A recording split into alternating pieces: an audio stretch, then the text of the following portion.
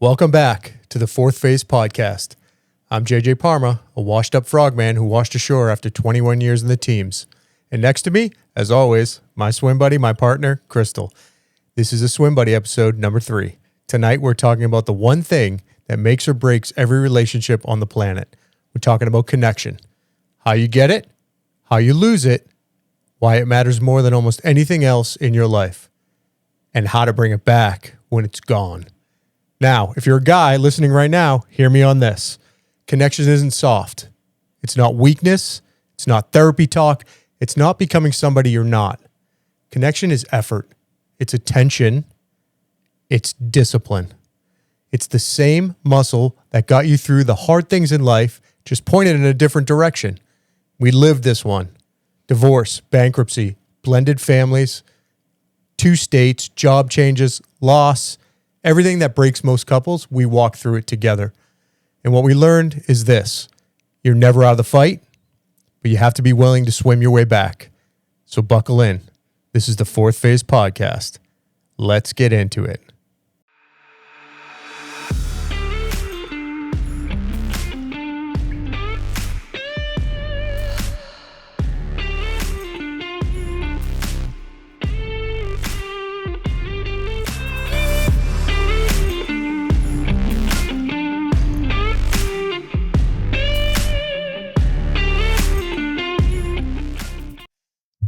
Hi, babe. That brought me to tears. It brought you to tears. Why did it bring you to tears? Just because sitting here and knowing that the man that I'm married to has the emotional intelligence to say the things that you just said, I think is unbelievable. And this is just somewhere that I've always wanted to be in my life. Oh. And so that was like, Oh, man. We started the show off with a bang. I think it's something that so many men need to hear. And the fact that you sit here with the things that you've gone through in your life and that you have the emotional intelligence today to sit here and have this conversation, and a lot of men need to hear it, I think it's really powerful. Well, look, as you know, this was not an easy road, right? It never is getting to this point. Well, not only, are you married to a man, when most men will go through some form of this in their life, but you're also married to a team guy who was hardened and shaved around the edges and jagged around the edges and, cut up and down from 21 years of service in a time that was not normal. And it's just not a normal job. It's not, you're getting an abnormal human being where most men at least have the ability to start off and change their life along the way. I think just, well, thank you. That was a compliment. And to see you get emotional, it takes a lot to get you emotional. So I appreciate that. Again, never perfect, always a work in progress. But this is why we're doing the show. We want people to see what we go through, and you're making me teary-eyed, and that's not going to happen. Men, be strong. That comment that you just made is actually really fitting, because do you remember one of the first things that I said to you when we first met? One of the first things that one of the first things that I said is that I didn't want perfection. I just wanted accountability. Yep. And however many years ago that was, it wasn't about us being perfect, because I said we've both had past lives. There's a lot of history that both of us are going to bring into our relationship, and that it wasn't about getting it perfect. It was about us being accountable to one another, because I knew that there was nothing that we couldn't face and overcome as long as we were accountable to one another and to ourselves. And so I think that you've done that. Well, you taught me a lot. That it's hard to think that that's true when you're someone like me who, like I said, is like a bull in a china shop. We bust through things and we do it the hard way. And sometimes it takes a lot longer to get to point A to point B. And I think you've been instrumental in showing me the way, right? Well, instrumental or not, you are the one that has to make those choices. True. Because there's nothing that I can't change you. And I think that that's something that I think everybody needs to hear, is that we are not going to change anyone. And that's why it always comes down to accountability. Because if you don't act on it, then nothing changes. If I don't act on it, nothing changes. Yeah. So it is that level of personal accountability that makes the biggest difference. Yeah, no, it's a great point. You're right. You have to be willing to recognize that you need to change. You're right. That is the baseline of it all, because if you're stuck in the mud, then chances you're going to change are slim to none. Mm-hmm. but never zero. But never zero for everybody out there fighting it. Pretty important topic we talked about. We just got back from a 9.6 mile walk. We do this. This is part, and I say this because it's pretty critical. We'll bring it up in the end, but it's part of the guideline that we're going to set, and we don't have it perfect, but it's part of the guideline we're going to set for people. Hopefully they follow it, how to stay connection. Because today we're talking about connection. And so we do these walks. We're a little bit extreme about them when we do it. It's not like, hey, let's go for a 2 mile walk. Let's go for a 9.6 mile walk from Imperial Beach to Coronado, which I love. And we pretty much talk the entire time. There's a good portion of it. There's periods where we both go quiet, but we're both thinking of something, maybe the show, maybe life, maybe, we have so many topics. But to go 2.4 hours, we talk a lot on the walk, which I think is good. And we've gotten super good at it. So yeah, that's how we started our afternoon. We did not eat. We've intermittent fasted. Unintentionally, maybe intentionally. In my mind, it's intentional. But by the time we got to the restaurant in Coronado, I was super hungry. I don't know. Any thoughts on the walk? Gosh, I think it was just going over a lot, just even talking about preparing for this episode and the things that were important for us to share. And it was really great because the whole topic of today is connection. Yep. And that was a form of connection for us, having conversations about like, what does it mean? And we'll get into that in the show, but talking about what connection is and just really hearing one another. Again, we'll get into it, but it's the foundation of all of this. So good start. How do we define connect? What is connection to you? I know we talked about this on the walk. We all have different definitions for what connection is in a marriage or in a partnership. In a relationship, situationship, is that like the new word? I don't know. I don't use these young kids. I had to say that because I don't know what it means. But connection is something I think that gets pushed to the wayside. And anyway, how do you define connection? So I think for me anyways, connection is that I feel like I'm in tune with you and you are hearing me, you're listening to what I have to say, and you're present with me when I say something. So regardless of how important whatever it is that I'm saying, if I feel like what I have to say matters, I'm looking for a response from you. I'm looking for acknowledgement. I want to know that what I have to say matters to you. Even if it's not important, I want to know that you're giving me your attention so that I feel important in that moment. So that's one element of connection. I think that beyond that, connection is also taking time like we did today, where it's designated time, that it's just the two of you doing whatever it is that fills your cup.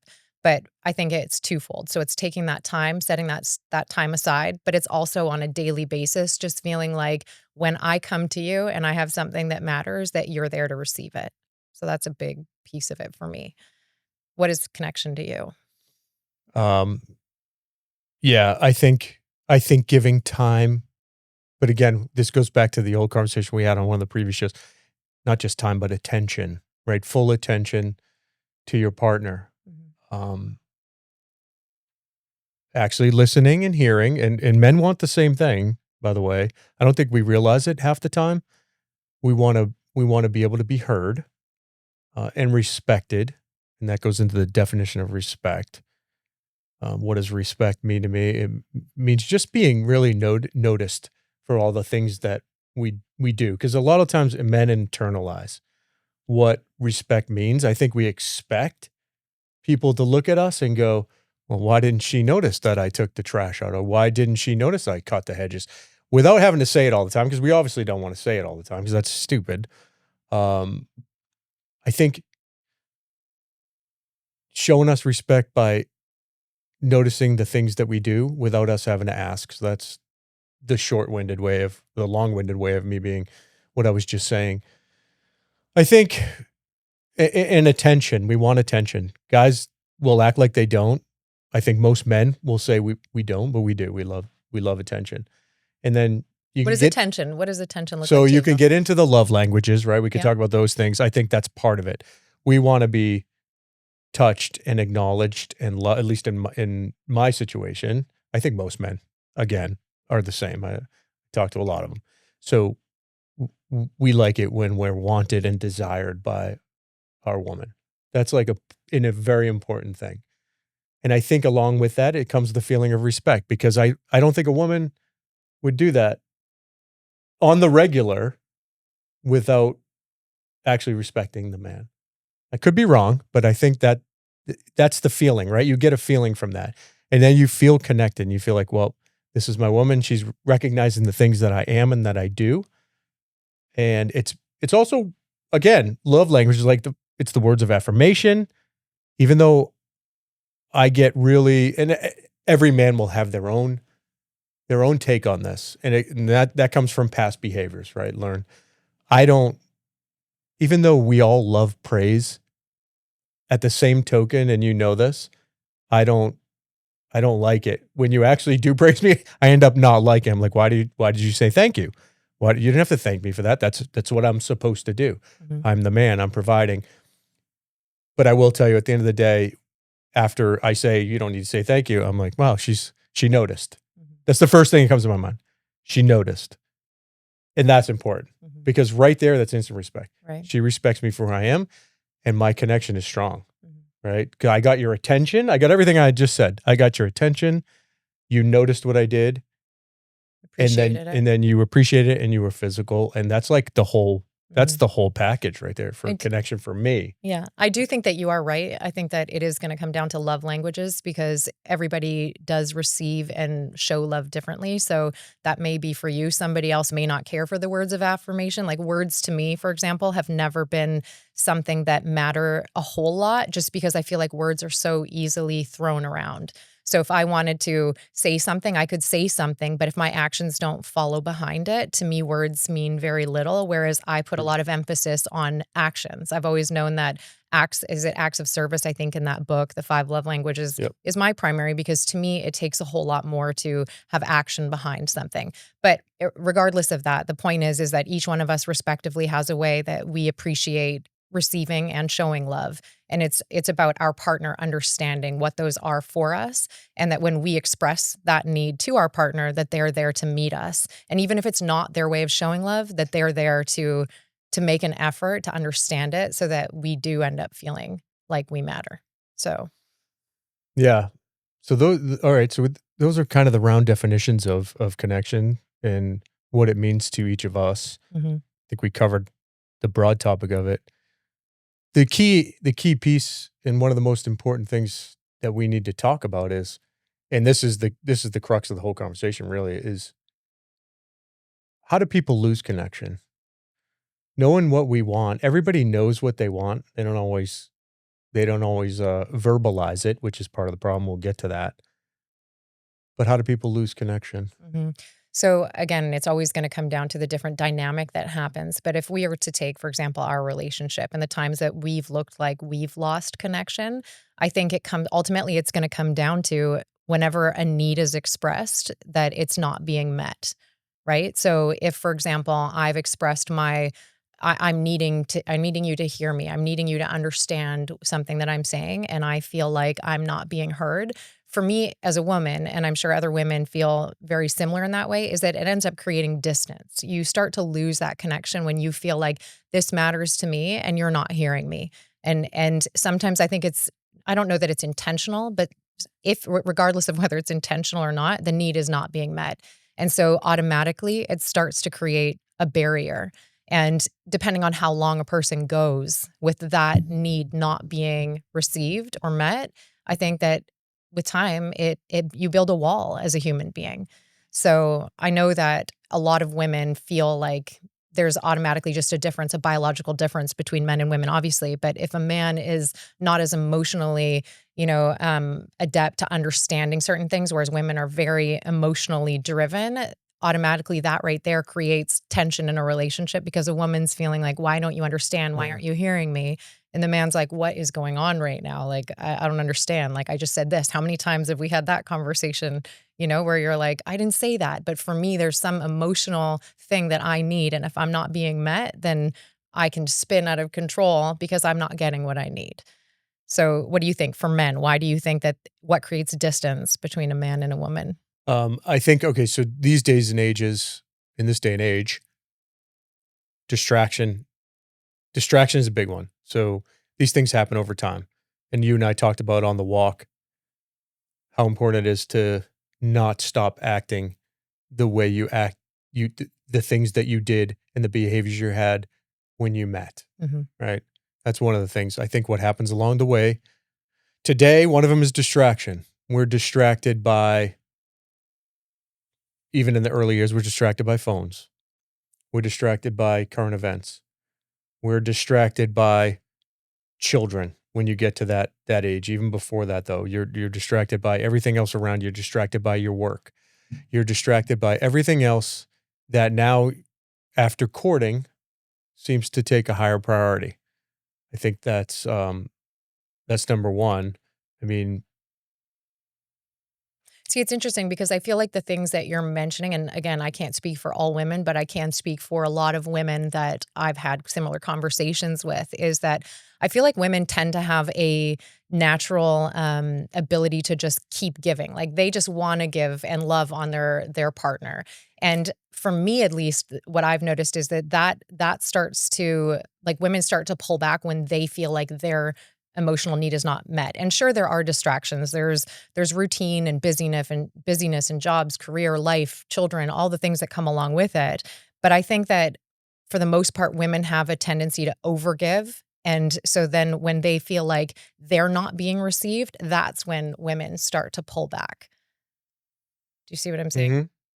And so it's interesting to hear the things that you're saying are a lot of external things that are influencing for a man. So maybe because a man is so focused on being the provider and his brain is perhaps wired differently in a way where he's focused on actions and doing things, whereas she's more emotionally, adept and in tune. And so that's where there creates a difference between the way that the disconnect starts to settle in between a man and a woman. yeah, I think what happens is after the courting phase, and I hate to call it a phase, but that's guys, hopefully, guys are all in. They're all in, trying to please their mate, trying to impress their mate. It's the peacock dance. It's the gorilla dance. It's every natural male or, animal instinct that you could possibly think for a male mating with a female. It's everything that is. And I think after that, we get complacent. This is all about complacency. I hate to say it. We settle into now a new phase. Now you've got your mate, right? You scored it. Cupid shot the arrow, nailed you right on the butt. I got you. It's then that we don't check ourselves. Like, this is part of the problem. It's then that men don't check themselves. Then we go into phase two. I got her. She's attracted me. I love her. Now I go into the provider mode. Okay. Provider mode. Now I have to provide and protect. But along the way, you get distracted. This is why I said distraction, because naturally you start, investing more in your job. There's this feeling, and this is where the communication gets lost. And a lot of it is a communication problem.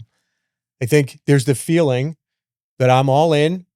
Now I have to change my behavior and even dig harder in areas and perform harder in areas and maybe work out more. But sometimes it goes the other way. And that's more of a later phase. Maybe do some, just be more impressive or more providing and more protective. And we tend to get distracted by that. And we let that become the new goal. And we lose sight of the fact of why we courted the woman in the first place, right? We take a new role or a new identity. We feel a new purpose, all the while leaving behind the real reason we were attracted to this person in the first place, which is true love and connection and being. So we tend to drop that. So there's not confusion, but you're basically making connection and providing, lumping it all into the same basket. And so you're not focused on the connection because you think that because you're providing, that is showing love, which it is, but it's one aspect of it. Right. Okay. The problem is it's a distraction. Your providing becomes the distraction because you are now forgetting to pay attention. Like, this is the attention piece. Right. You're now sacrificing that sliver of attention. I shouldn't even say sliver. That attention's a big deal. You're now sacrificing that to now perform another duty in the relationship. And that is the key mistake I think that gets made right there, number one.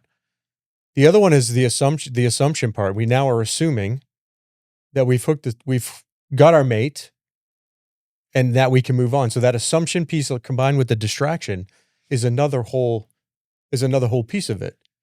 The assumption's like, I already have it. You're assuming I've got it and it is what it is. She already knows me. She sees me for what I am. But at the same time, you're losing, right? I think men, they're losing grasp on the actual relationship, right? Because their attention's focused elsewhere. Now they're distracted by other things. And the connection, the actual connection, which we both defined beginning of the show, tends to slip away. Right. What do you think? Well, I think that fits exactly into what I was saying earlier, is that I think that because we're wired differently and women are more emotional, I don't think that women lose that right away. And what you're saying, or at least I'm hearing you say, is that men become focused on, not because they don't love their partner. It's the opposite. I love this person that I'm with, so I'm going to work hard and I'm going to provide. And so with that, all the responsibilities and the effort that goes into it, you're naturally not pulling away, but your time and energy is focused in another area. And so now you have less in your emotional tank to be able to give because you're working so hard. And so this comes into the next thing that I think. So now as a woman, I'm feeling like, okay, he's so busy and focused on this. I need his attention. I need him to see me, hear me, validate me. I'm not getting it. And now I'm starting to feel like anxiety because you're not present the way I need you to be, right? And so I think a lot of men and women go into this phase, and then the woman brings up, I'm not feeling like I'm loved or I'm heard or I'm valued. And I think that that's where it feels like an attack on a lot of men. And so I actually would like you to maybe speak to that. Like, as a woman, if I'm saying I'm feeling like you're not hearing me, you're not listening, what does that stir up in a man emotionally when he's trying so hard and now you're feeling like what's wrong? Why is she complaining, or what is she saying? I'm trying so hard, you know? Right. Well, that's what happens. I think most men would fit into this category. Most men. They immediately go when they get criticized, and they'll look at that, even though you don't see it as a criticism. I think most men look immediately like, what have you not seen, woman? Like, I have been going to work immediately. And they say this internally because they can't say, and they may say it out loud, but your question just immediately raised all that in me because I've been guilty of this before. You go on the defense going, are you blind? Like, what are you missing? I just, paid the car bill and I, bought this car and I got this job and I got a promotion, and they start defending all the things that they think they've achieved, which again, at the end of the day means 0.0 because you've got distracted, you made assumptions, and you just assumed the relationship would take its course while you took all your attention away and put it on something else. Well, don't minimize it again. It doesn't mean zero. It just means No, there has to be I know, room. but this is the miscommunication. This is where the lines get crossed. Yeah. Because they go into defensive mode. I go into defensive. What are you not seeing? Like, what am I doing wrong? And then they start questioning themselves. But see, this is a good point too, because I think it's really important for women to look at it, because as a woman, if a woman is not out there having to assume the same position as a man. And I mean, obviously not every woman is a stay-at-home mom. There's a lot of women in the workforce as well, but unless a woman is out and that's a whole nother issue. And that's why, I mean, the conversation could go in a lot of different directions, but as a woman, I think it's really important to look at what does that actually mean to go to work every day and to assume the responsibility of a man in a relationship and have that financial pressure on you and see yourself as the leader and the provider and all those things. It's a very heavy role that unless you have assumed it, you don't know what it actually means. And so I think it's really important for women to take a step back and to look at it and go, okay, I may not be getting what I need emotionally from him, but also am I acknowledging the things that this man does do? Am I aware of the things that he does sacrifice for me, for our family, for whomever? So I think that's an important piece to that. Well, this is a critical piece where the relationship breaks down, because what you described is exactly how that situation should go. Both sides, and I'm going to use the military analogy, both lines of defense should recede, regroup, and go, this strategy is not working. Maybe I should look at it from another angle, then meet in the middle. Maybe we can come to resolve. But we don't do that. And what happens? There's a form of resentment that starts, right? when we withdraw because we both think we're right and nobody's looking at it the angle from the way you just spoke to it, you start to withdraw, you recede from the front lines, so to speak, and there starts to build resentment, silent resentment, which is a relationship killer, silent resentment. But let me stop right there because you actually brought something up that we didn't even talk about the whole time, and now is pretty critical because you have two things going on here. 25, 30, 50 years ago, it would have been easy to say this conversation would have been easy from both sides because a woman had a role. Usually it was to take care of the home and raise the kids while the father or the guy went to, provide and protect. We're in a different era today. Not only just because for whatever reason, women have been told they have to go to, you need to empower yourself. You need to be a girl boss, blah, blah, blah. You get all those extra things, which are a whole nother topic. But also the financial part of it, which every podcaster on the planet has spoken about because it's almost unavoidable at this time. I mean, name one out there. The fact is the economy is that bad. Like people, not the top 2%, the top 1%, we have to have dual income to survive. That's changed the dynamic in relationships a lot. Yeah. And this is not to be overlooked. The dynamic now is both people have to work. In your mind, I mean, think about this. This has actually changed everything a lot because now the guy, he feels less than, the man feels less than. I'm speaking from my perspective, thinking about this topic right here on the show. You feel less than because that was your role. But now you're not going to be able to make it financially, so the woman has to go to work. So her role, now the roles get divided, both at home, hopefully. Most men just don't go, yeah, you do the dishes and you go to work or whatever the old time saying. That's not how it works with us, I don't think. No. You do pick up. What does that guy say? I have the magic laundry. Like it goes just, you're just really good at that. You're just good at being loving and taking care of that stuff. I like to think that I do my side too. And it's probably not to the extent that you do, but now you're working full time and this is a lot of women. So I would love to hear your perspective on it because you're living it. And so now you have to raise the bar. I feel awful that A, has to happen, and B, the expectation of you to do anything else in my mind. I don't know if most men are like this, but I am. That I don't really think you should do anything at the end of the day. Eventually the man should pick up the slack, and that's when we usually do. But I'd like to hear your perspective on this because now we're equally working, equally providing. What kind of loss does the relationship take? How big of a dent from a woman's perspective has that been? Well, I think it depends on the responsibilities of the woman. But if speaking for myself, working full time and then being home and knowing that those other responsibilities don't stop. So the laundry, cooking, groceries, kids, all those things is also piled on top of that. It's true that it doesn't leave a lot in your emotional tank at the end of the day for anything. It's like you do what you're supposed to do, and then it's like you're counting down to go to bed because it's been a long day, But again, I think that that's where it comes back to what we spoke about earlier about those moments for connection, why they become so important. Bingo. They become so important because, I mean, even just before we started filming and you were, going into the room to get something and I grabbed you and gave you a kiss and it's like a moment. Make time for love. It is, but it's like a moment that we have moments throughout the entire day where we can connect. It can be a text message. It can be a hug. It can be listening, a phone call. There's so many ways we can connect with our partner. And so it really is about having the ability to recognize what do I need to feel connected and how do we connect? And I think that is a savior in our relationship anyway.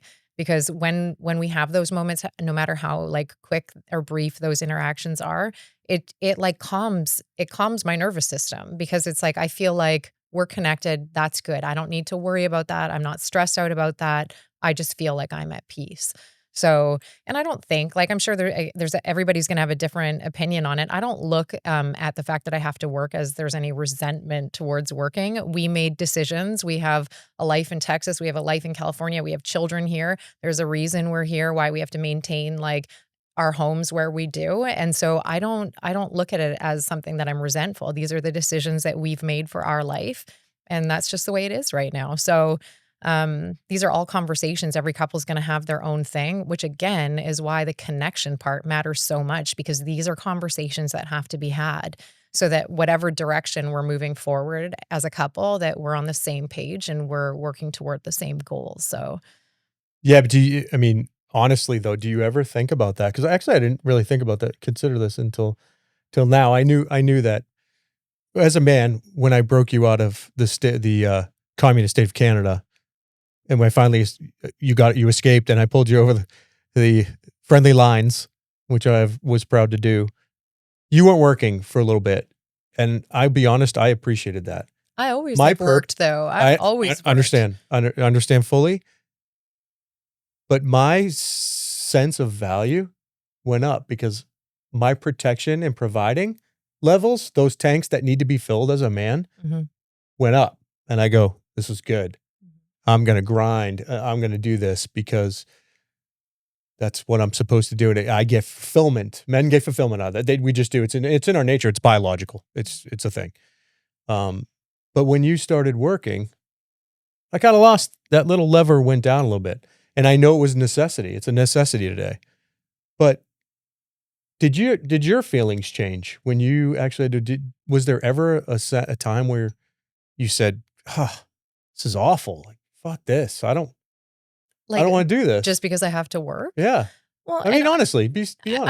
I don't think it's that, but like if I was to speak honestly and say, what would I rather do? Of course, I would rather be home and take care of the house and take care of kids, because to me, it's what I love doing. Like it is harder when you have your energy, half of your time and a good portion of your day is devoted to working. It leaves less time to do other things. So do I wish I could be home and only be home? Sure. But am I resentful towards the fact that I have to be? No. And that just comes down to, again, like I said, we have a vision of where our life is headed and where we want to be. And there's sacrifices that both of us make in order to make that happen. And I'll give us both credit, because this is kind of the key to that situation, is we talk about it a lot. And I think it's important. And not always on the same page. Not always on the same page, but when the conversation starts, you end up on the same page. Right. Eventually. Find a way. We'll get to that. That's part of the keys to success. Let's continue with how you can lose connection, because we talked about a few reasons now. The other thing, and I think it's, now that I think about it, regardless of whether it's both of us working or whether in this environment, this financial environment that we live in today, and that's not an excuse. It'd probably be any environment, whether you got to stay home or whether, I was a high earner. It doesn't really matter. The difference is the same. What happens and why another reason people lose connection is what happens in those situations is not only resentment, but people get into where resentment leads to this. I think couples get into the roommate mode, which is almost the kiss of death if you don't recover, my opinion. So you get into roommate mode and everybody knows what we're talking about here. Now you're just living together, and now you're doing your roles, not communicating, not making time for love, doing absolutely nothing but just continuing. And I think once you reach roommate mode, the path to total failure can be rapid.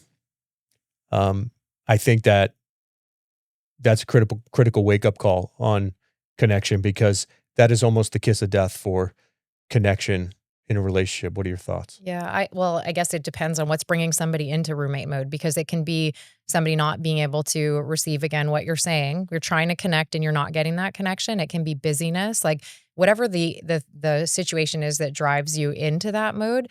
It's not that it's irrelevant. It needs to be addressed. But for sure, the moment that you get into roommate mode, it just feels heavy. It feels like you know that the end is coming. Yes. And I've said that before in relationships where it's like, if you get to that place, you know it's only a matter of time, because if that connection isn't restored, then there's nothing to fight for.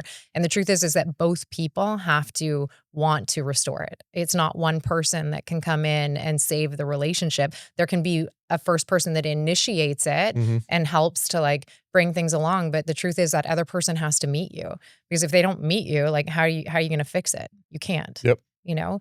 So taking that time to connect is super important. The conversations are important. One of the questions that came up for me when I was thinking about it is, why do you think it's hard, aside from the fact that men and women are different, why do you think it's hard when a man, besides him feeling like a failure, do you think he has the emotional capacity to receive when a woman is saying, I need this from you? Do you think he fully understands what she's asking for? Or do you think it's confusion in his mind and he's like, I just don't even understand what she needs right now? Ooh, great question. I think it can be a little bit of both. Confusion at first, but this is what I fight through all the time. It's usually like shock and awe, confusion. Like, what are you talking about, woman? Because I make that face when I'm like, what are you talking about? It's confusion, shock and awe. I think the dust has to settle a little bit. Mm-hmm. I think men struggle for that complex emotional connection, or the EI, the emotional intelligence, to be able to figure that out right away, because we're not emotional beings up front. Women are emotional reaction first. Men are action first, right? So it's like, what can I do I need to take action to fix this. And that doesn't work in that situation. So yes, I think there's confusion. But I think it's possible. This is where a woman's emotional patience plays a big role. See, that was my next question. Let the man struggle through at first. It may be rough. You may not like the initial answer. It'll get better. Proof in the pudding here. But if you give them time, and I'm not talking about a week and a half, I'm talking about an hour or two, or maybe 15 minutes. I want to put a timeline on it. But if you give them enough time for the dust to settle and explain exactly what it is in the best words you can, without being argumentative, because that's the key. And this is where it goes off kilter, because most people argue and walk away and they leave the room back to roommate mode. So I don't know if that fully answered your question. It does. Because I can't answer really can't say, will the man be able to comprehend? I think if they take a deep breath and they don't try to argue right away, the answers will find themselves. Like they will come out. I think that we naturally get defensive when we feel like we're under attack. So if you're to think back on times where, whether it's an interaction we've had or whatnot, but what do you need in that moment? You talk about not being argumentative, but what is the ideal way that I could approach you? If I've just said something bothers me, how do I deliver that like criticism, constructive criticism to you in a way that you're able to receive it in like the easiest, best way? Because obviously if I attack you, you're going to feel like you need to defend yourself. Right. So how can a woman speak to her husband or her partner in a way that drops his guard and doesn't make him immediately become defensive in that moment? It's all in the words, right? It's all semantics, and words matter, and how you word them. I'm super notorious for, as soon as you say something, it's a criticism, but that comes from a lot of past bad behavior and traumas and, your childhood. There's so much that goes into that. So men may think they're not capable. I'm proof positive that you are capable, I think, of actually stopping in the moment and go, the first thing a man has to say is, I'm not being attacked. I'm safe. Right? I'm safe. Because I think that's what happens. We go off the bat. Like, what? You're attacking me. So you really do have to stop and say, okay, don't react, which is hard. Takes practice. Again, discipline. I'm safe. Let me respond. And respond slowly. I don't give a shit how you do it. Just respond slowly and say, okay, if you're confused, you say, can you elaborate? What do you mean? How did I do this? Or what is it that you're not? Ask questions back. I guess at the end of the day, ask questions back and the conversation will ensue. Right. I guess naturally. becoming curious, and we never even discussed that, but it's true that if you become curious about it If and you want to become curious understand about it, it. instead of thinking Al-Qaeda is busted the gates and you're now going to go down in a fiery ball, if you don't do that, and that's part of the problem, men bring all that into every aspect of their life. You should not be like that with your partner. And that's the first lesson to learn. But I think if you get curious about it, you'll find it actually isn't an attack. Caveat to our conversation Always a earlier. caveat. There's always an asterisk on that. But it does also matter to be able to take a step back and look at the partner that you're with, because you have to trust that the person that you're with is going to give you the constructive criticism that you need, and that it's not done in a manipulative, like, no matter what you say or do, you're wrong, I'm right type of mentality. Yeah. Show for another time. Assumption on this show is that you're with the right partner that you really want to be with. Let's just make that assumption, because you're right. Because if you've chosen the wrong partner, all of what we're saying is for naught. Nothing matters. Nothing matters. Absolutely delete this episode and just turn it off. Yeah. Let's make the assumption that people watching and the people that we're resonating with actually want to be with each other, but they struggle through the same problems. So we'll start that as the baseline. What happens in roommate mode, though, going back to my list of what breaks connection, a lot of times people can't, and you mentioned it right before we started talking about another topic, was what happens in roommate mode and the slippery slope and how quickly things can come to a quick end. And I think one of the things that prevents roommate mode from stopping is personal pride. And we kind of just talked about that, like pride. Both people have pride. Both people don't want to come to the table. Both people don't want to admit that either they're wrong or something else is wrong, and they don't want to discuss it. So their pride keeps them from opening their mouth and from opening their heart. And so I think men especially are guilty of this. Pride gets in the way, and that keeps roommate mode going. What are your thoughts on how do women get proud enough to not speak and fix things? I'm sure it goes both ways. I don't think that's a male or female, like only one sex or the other does that. I think that that's a personal journey, and that the moment that you have the ability to take a step back and look at your own behaviors and self-reflect and see what your role is in the deterioration of any situation, because I'm a huge advocate of the fact that it doesn't matter what happened to you, you are always responsible for what the next steps are and what the outcome is eventually going to be. Whether one way or another, whether somebody's working with you towards something or you're making a decision that takes you in a completely different direction. But as an individual, you have to be able to take a step back and go, like, how did I speak? What was my tone? How did I ask? How did I communicate, my needs in this moment? What did I do that contributed to this situation? The more questions that you can ask and look at your own behavior, the better off you're going to be. And that goes for both people. So women are not excluded from pride. Potentially, it could be a more male dominant characteristic, but there's absolutely women that cannot acknowledge when they've done something wrong and don't want to be accountable for it, which is, again, our conversation in the very beginning. The most important thing is not perfection, it's accountability. Yep. So being able to stop and just be accountable. And sometimes it means you need to stop and take space. There's been times where we get into arguments and I'm like, I just need to be alone right now. I need to pull away and I need time just to get clear with my thoughts, with myself, what's going on, what I need, and I need that time away.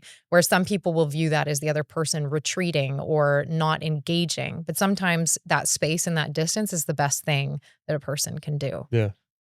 I mean, along with pride is avoidance as well, right?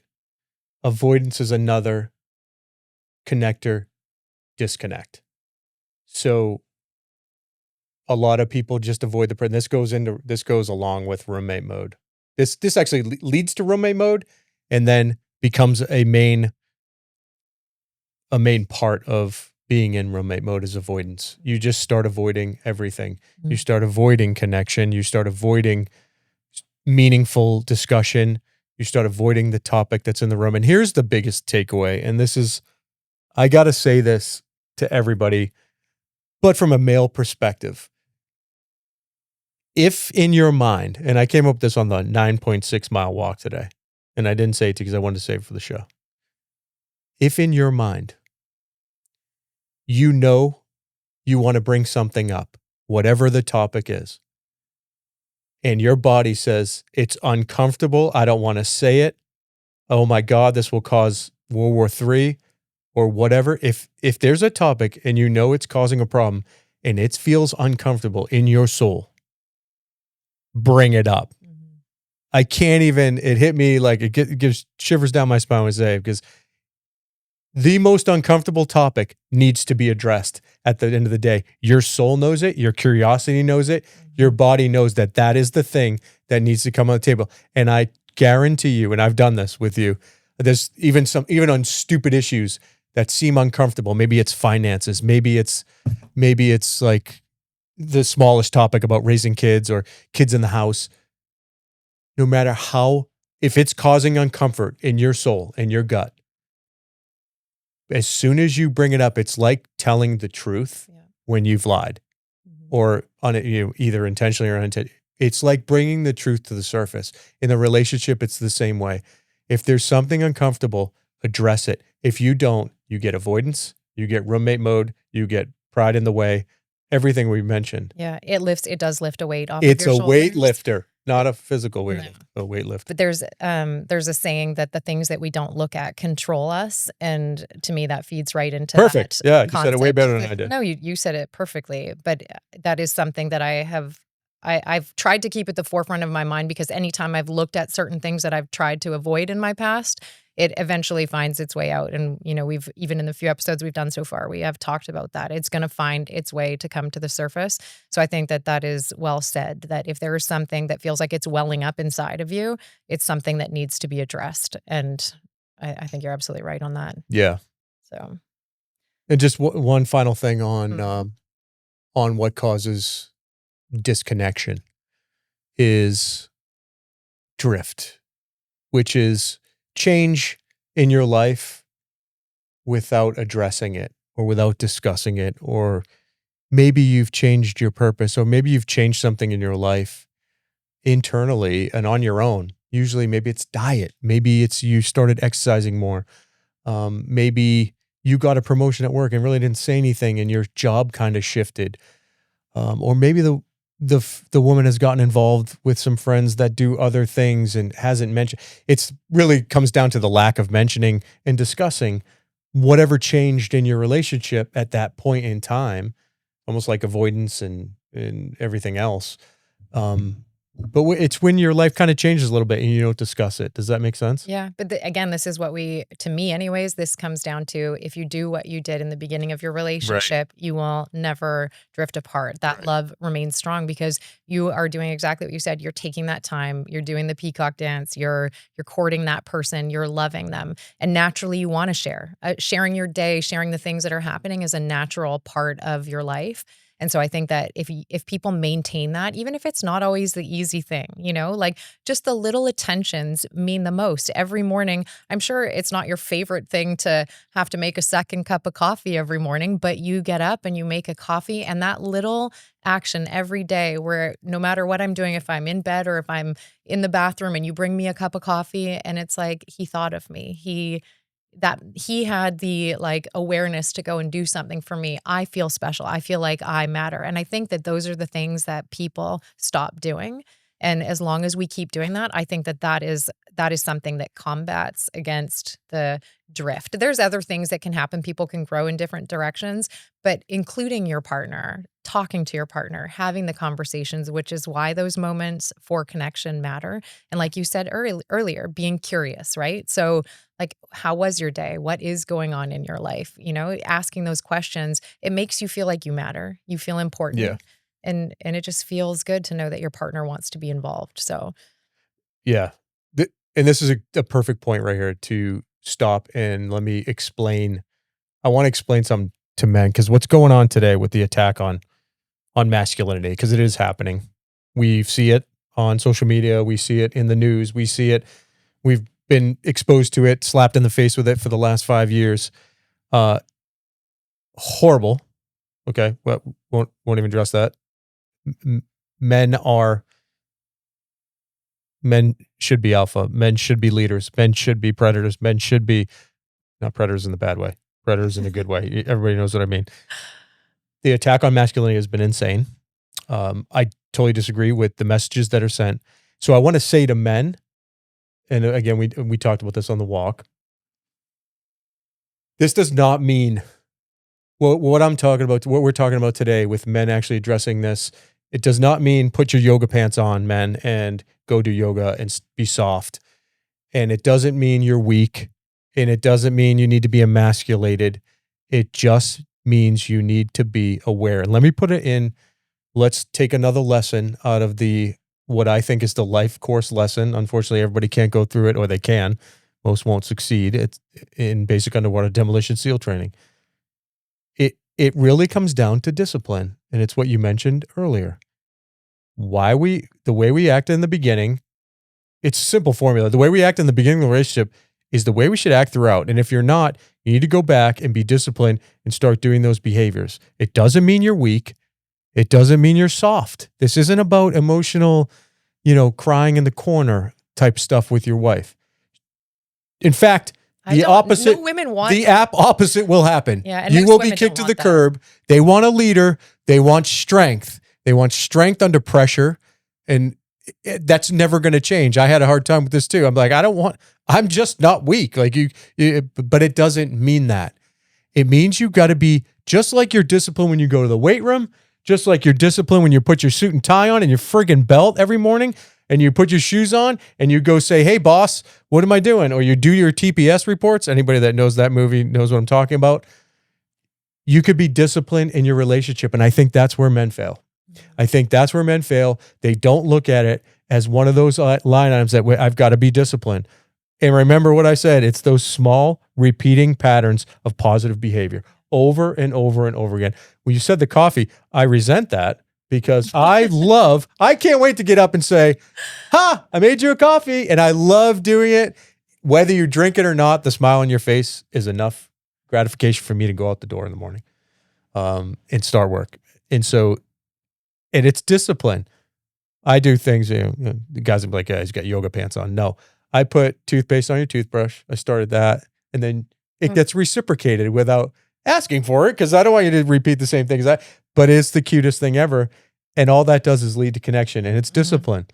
It's discipline in a weird way. It sounds like a military term, but it's not. This is how life should be lived. It's a domino effect because it's like one little thing. And I think especially, I don't know if I speak for all women, but at least for me, when you do something small like that, it makes me want to multiply it times like 1,000. When you do little things for me, I'm like, what can I do for him to make him feel loved?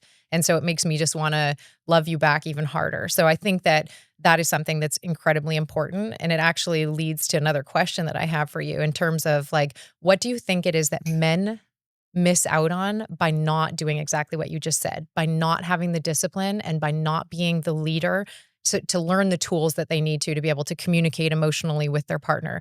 What is a man missing out on by not developing the skill set to be able to take that step back in that moment and learn how to approach it neutrally and connect with his partner and hear what she has to say? They're missing out on the most beautiful moment of the relationship, which is connection. They're missing out on the connection because what happens?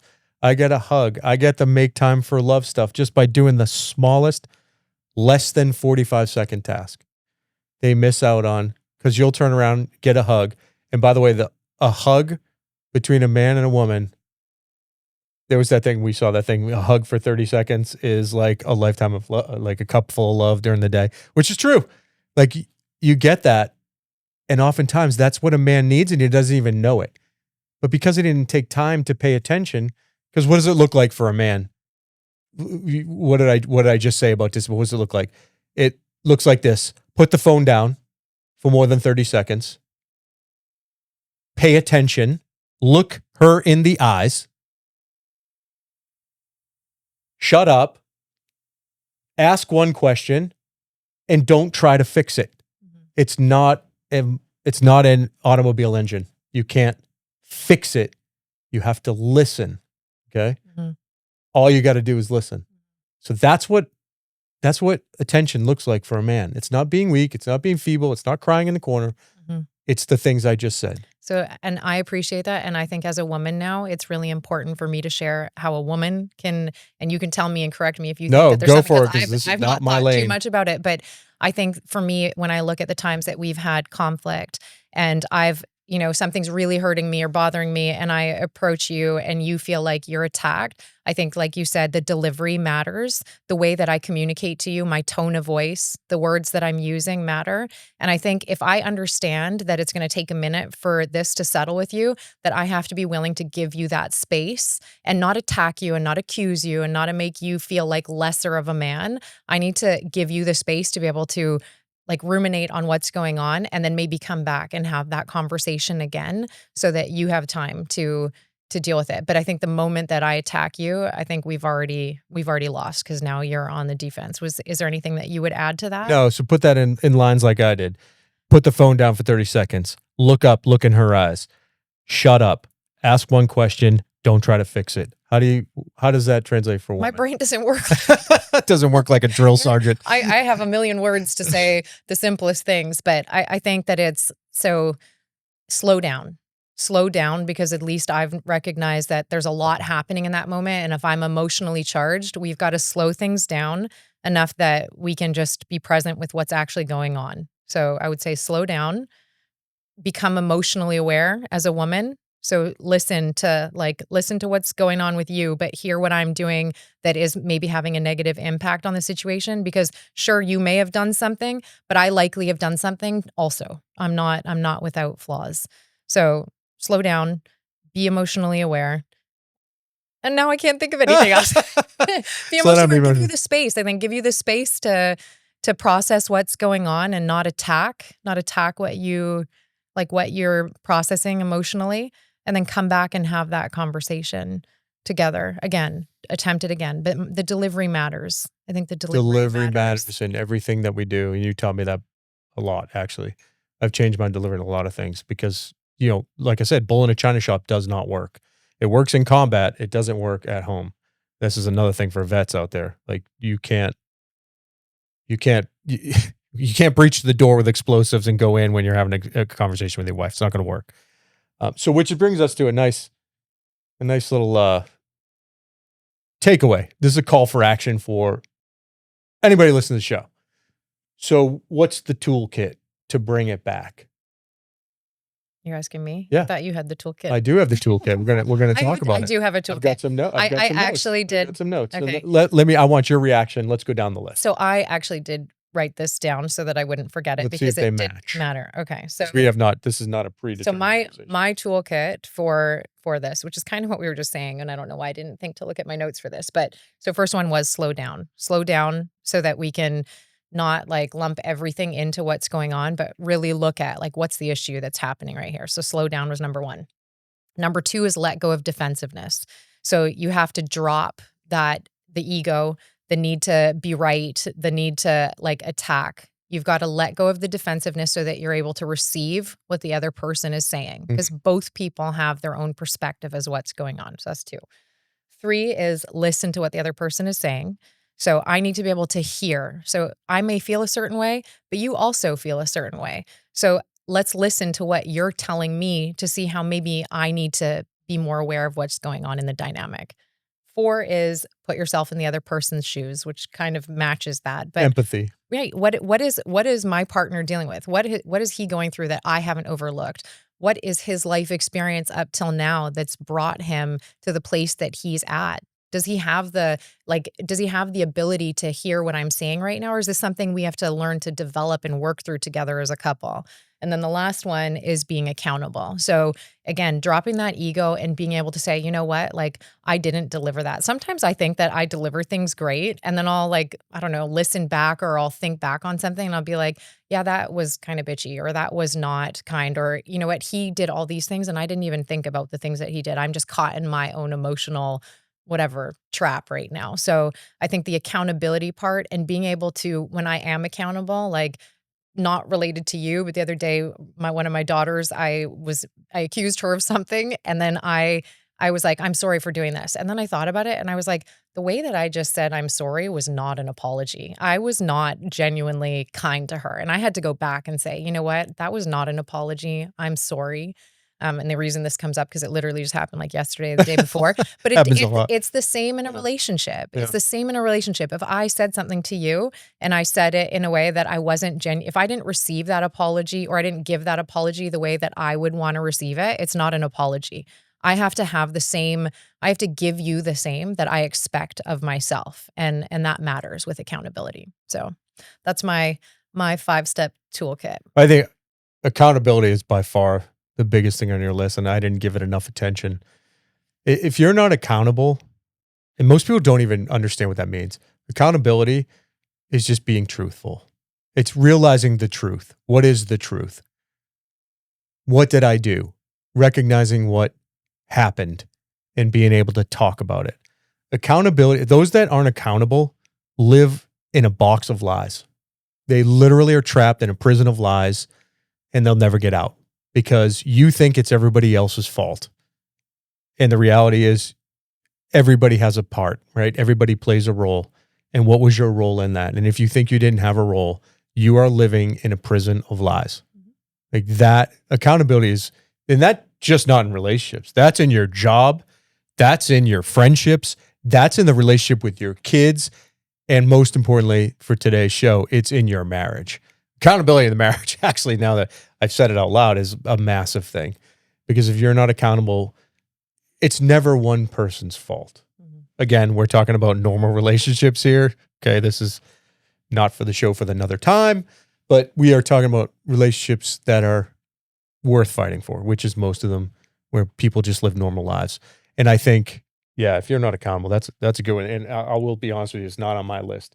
My toolkit for folks out there listening, and you can shoot back at any of these because, as always, with a lot of problems, number one is name it. You've got to be able to frame what is happening. That's number one. It's that uncomfortable feeling inside you and go, okay, I feel uncomfortable with this. This is the problem. Name it, right? That's number one, to start connection back down the path, because that initiates a discussion.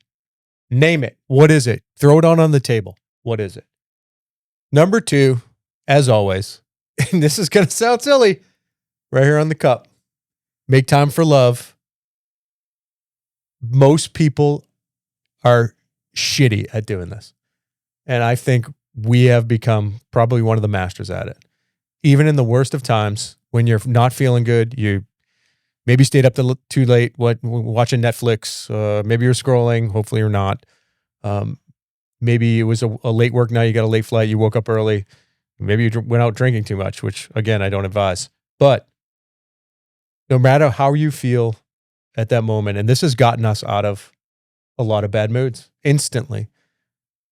We try not to pass each other without giving each other a hug, making a coffee, giving a kiss, looking each other in the eyes. That hug for 30 seconds in the middle of the day when you're both working is worth every second. Like every second of that brings connection back into your life.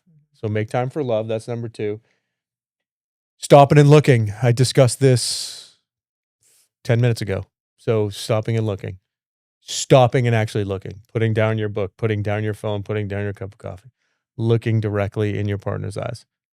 Letting her know that you're hearing what she has to say. Even if she says nothing at all. Sometimes you just look at your partner. That would be making time for love. But stop and look, right?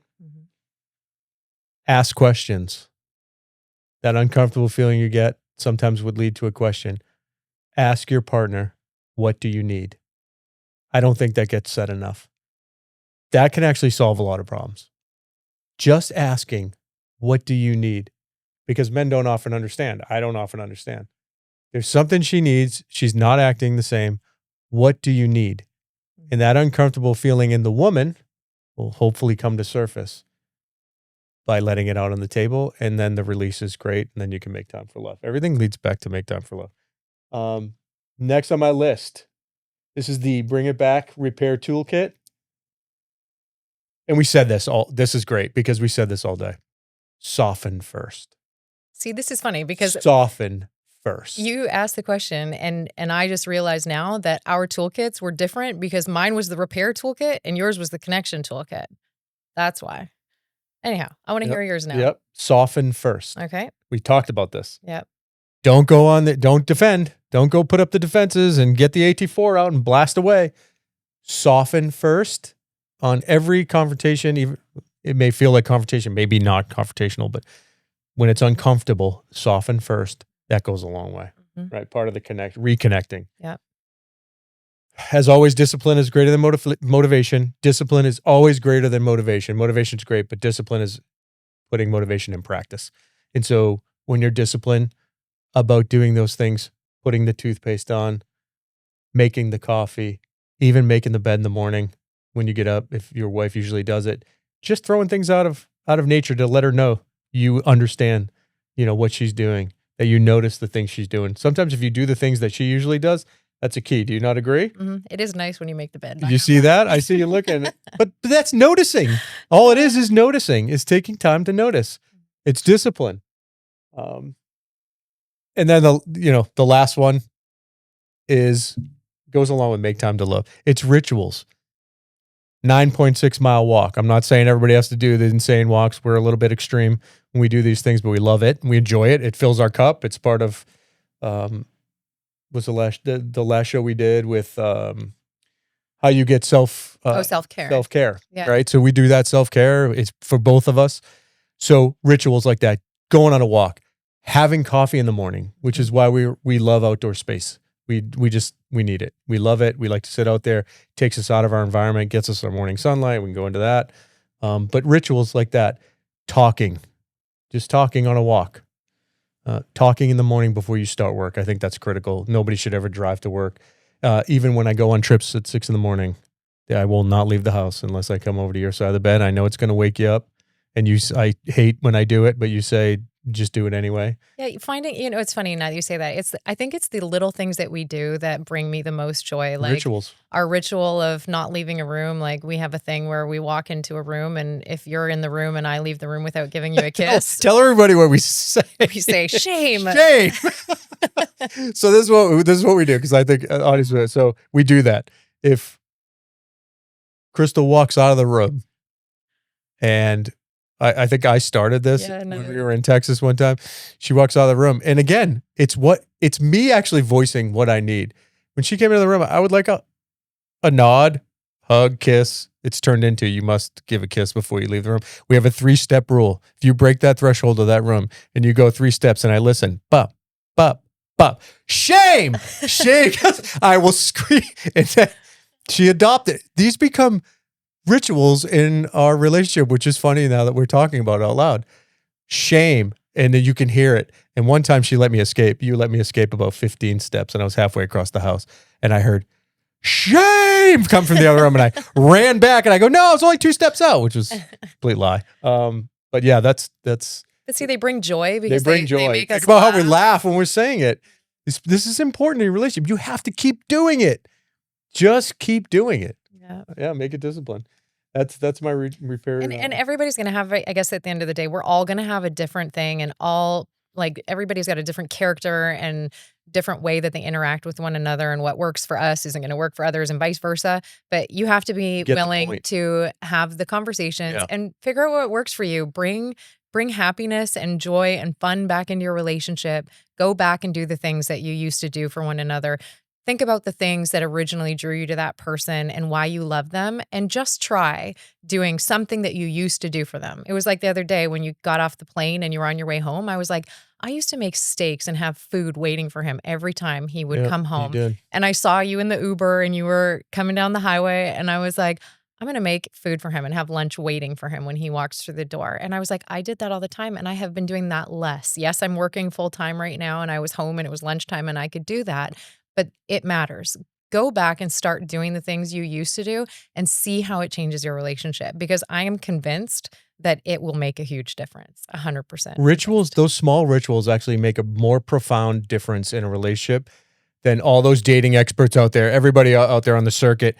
Oh, you got to schedule date. And we all know how that works, right? That's fine. You can try that. It's not going to work out the way you think it is. Every Thursday, we're going to go on date night. Date night should happen when date night happens.